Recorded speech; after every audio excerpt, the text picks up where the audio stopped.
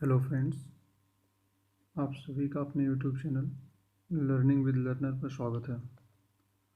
हमने अपनी पिछली वीडियो में संख्या को पढ़ते हुए देख चुका है कि संख्या किसे कहते हैं, संख्या की उत्पत्ति कैसे हुई और संख्या के विकास के क्रम में हमने जो है प्राकृतिक संख्या,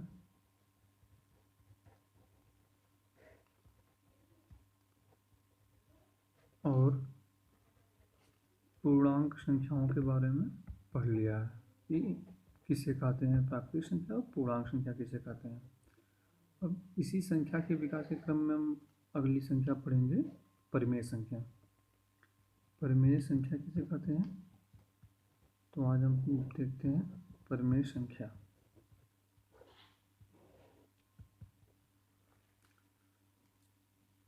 वे संख्याएं जिन्हें हम p/q के रूप में लिख सकते हैं, वे संख्याएं जिन्हें हम p/q के रूप में लिख सकते हैं,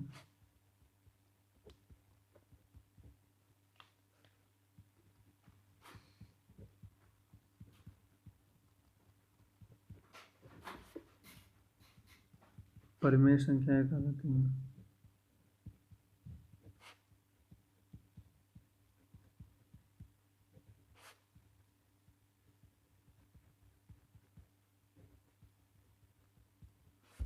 जहाँ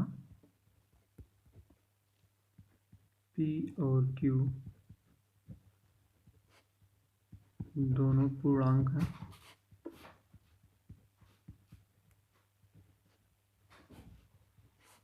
और q जो है जीरो नहीं है या q not equal to zero. परिमेय संख्या ऐसी संख्या जिन्हें हम p/q के रूप में व्यक्त कर सकते हैं और p और q दोनों पूर्णांक हैं, q जीरो के बराबर नहीं है, परिमेय संख्या कहलाती है। जैसे इसका उदाहरण देख रहे हैं, 3/5, 2/5। देखिए इसमें 3 भी पूर्णांक है, 5 भी पूर्णांक है और 5 जीरो के बराबर नहीं है। यहाँ पे भी वही बात है। तो इस तरह हम देखते हैं कि कोई भी पूर्णांक संख्या हो, जैसे 0 है, 1 है, 2 है, तो इसे हम बटे करके p/q के रूप में लिख लेंगे और q बराबर जीरो नहीं रहेगा। तो इससे मतलब प्रत्येक पूर्णांक एक परिमेय संख्या है। प्रत्येक पूर्णांक एक परिमेय संख्या है। इस बात को नोट कर लीजिए।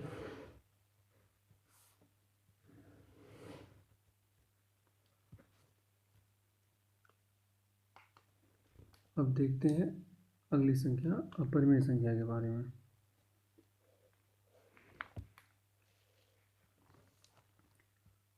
अपरिमेय संख्या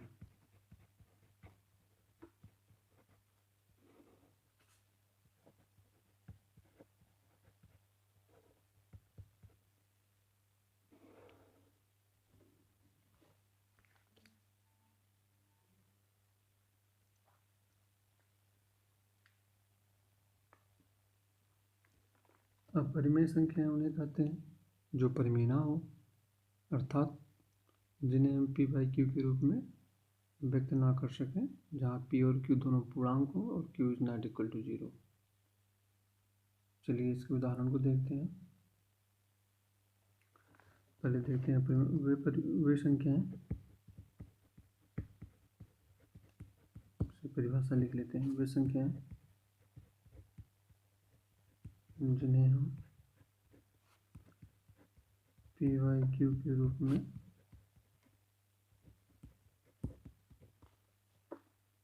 व्यक्त ना कर सकें,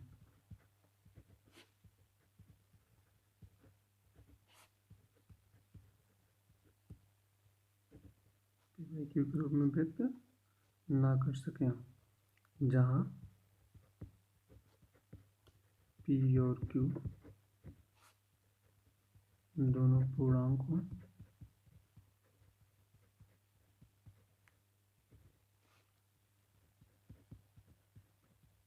और q is not equal to.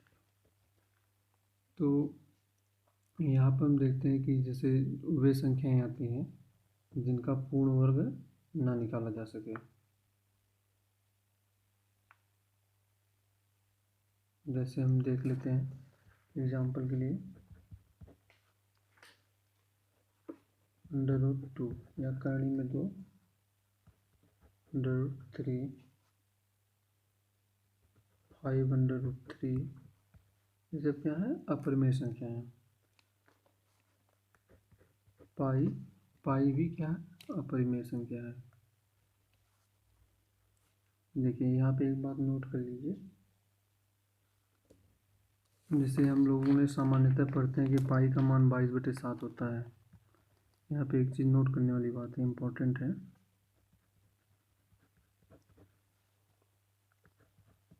पाई अपरिमेय है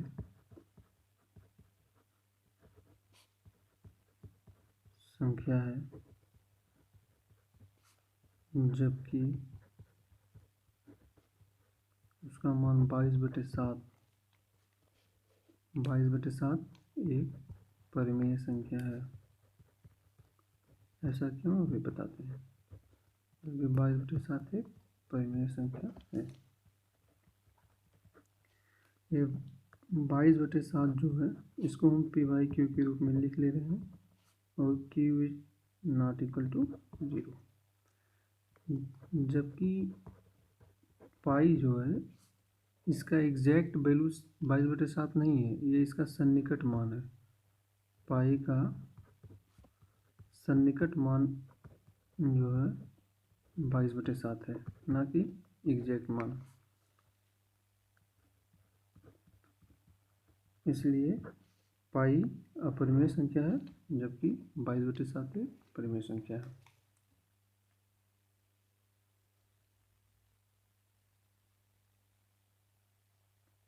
चलिए हम देख लिए परिमेय संख्या और अपरिमेय संख्या के बारे में।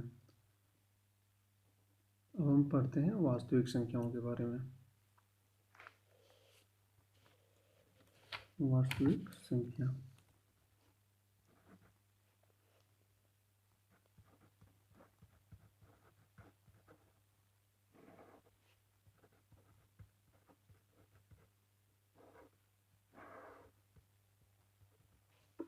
वास्तविक संख्या परिमेय तथा अपरिमेय संख्याओं को मिलाकर जो संख्याएं प्राप्त होती हैं उन्हें हम वास्तविक संख्या कहते हैं।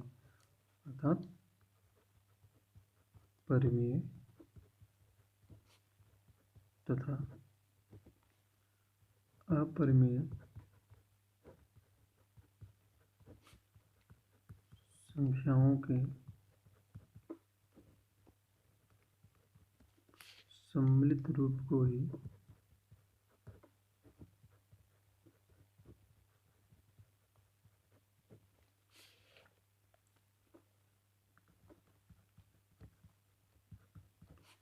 परिमेय संख्या वास्तविक संख्या कहते हैं। वास्तविक संख्या कहते हैं। ठीक है, हमने देख लिया संख्याओं के बारे में। संख्याओं के अब हम इसको एक जरा समराइज कर लेते हैं। हमने क्या क्या देखा? हमने देखा संख्या,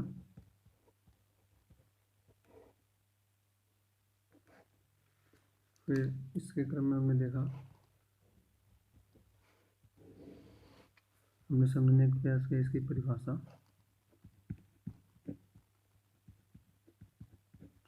इसकी उत्पत्ति और संख्या का विकास।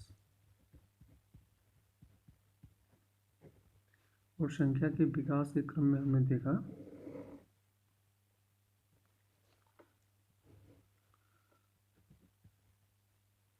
प्राकृतिक संख्याओं के बारे में,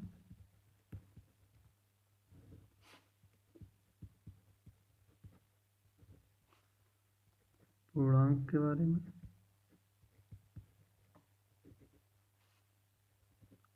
परिमेय के बारे में, परिमेय, अपरिमेय, इन दोनों के सम्मिलित वास्तविक के बारे में, और हमारा बच जाता है एक और सम्मिश्र संख्या। सम्मिश्र संख्या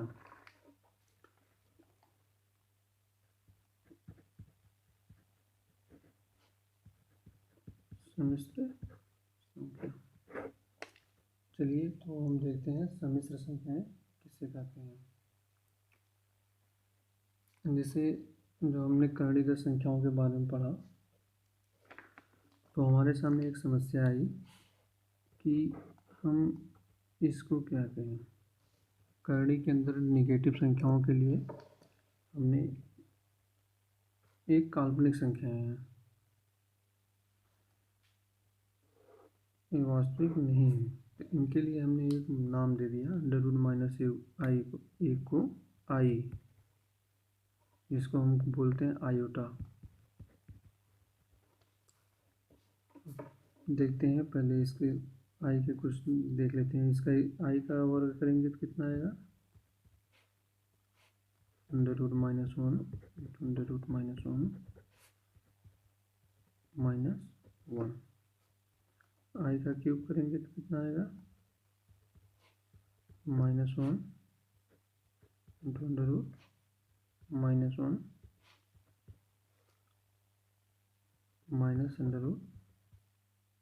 -1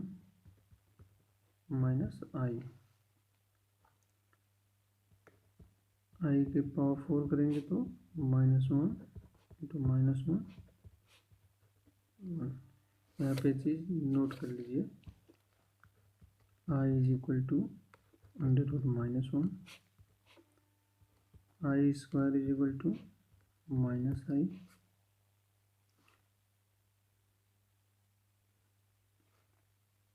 I square = -1, sorry, I cube = -i, I power 4 = 1।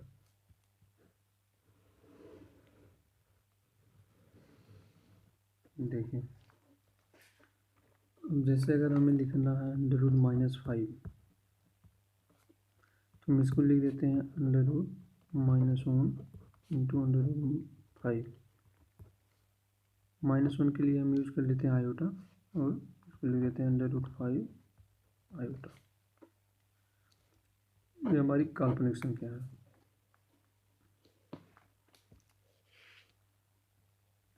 अब जब हम काल्पनिक संख्या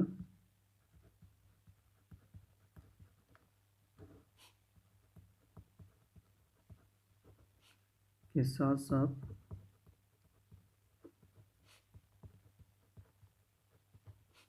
वास्तविक संख्या का भी प्रयोग करते हैं, वास्तविक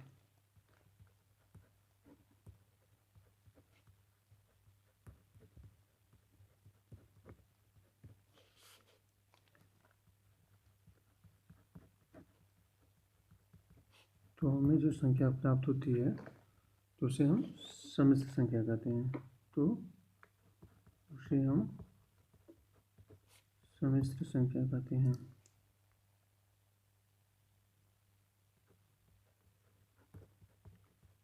सम्मिश्र संख्या कहते हैं।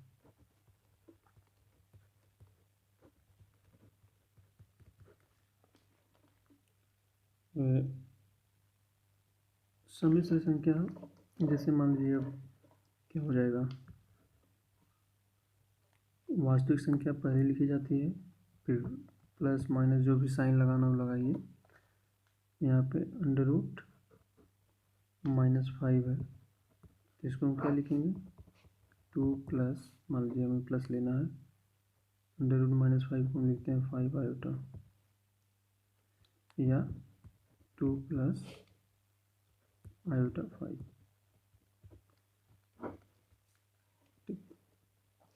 इसी के लिए कॉमन एक यूज किया जाता है। जेड जेड यहाँ पे समिश्र संख्या को दर्शा रहा है, ए जो है वास्तविक संख्या को दर्शा रहा है, प्लस आई बी ए काल्पनिक संख्या को दर्शा रहा है, जिसमें आई जो आयोटा है अंडर रूट -1 को दर्शा रहा है, बी जो है करणीगत संख्या को दर्शा रहा है। यह समिश्र संख्या का एक फॉर्मेट है। ठीक, तो हम संख्या के समान परिभाषाओं को पढ़ चुके हैं। अब हम अपनी अगली क्लास से संख्या पद्धति के बारे में, संख्या पद्धति जिसमें मुख्य रूप से हम सम संख्या, विषम संख्या, ऋण संख्या, यौगिक संख्या और भाज्य संख्या, अभाज्य संख्या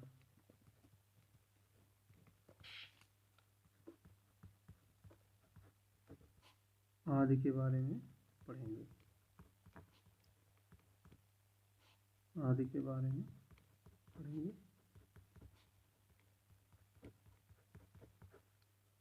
वीडियो को पूरा देखने के लिए धन्यवाद। अगर पसंद आया हो तो लाइक करें, शेयर करें, कमेंट करें, चैनल को सब्सक्राइब करना ना भूलें। मिलते हैं अगली वीडियो में, तब तक के लिए नमस्कार, जय हिंद।